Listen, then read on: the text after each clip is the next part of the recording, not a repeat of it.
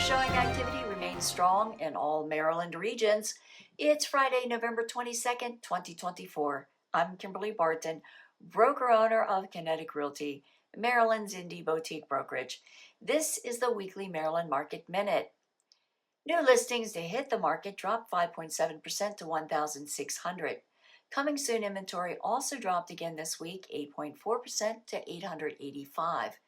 1,541 homes went under contract this week in 21 days, a rise of 11%. 1,357 homes sold this past week in 13 days at 100% list to sold ratio.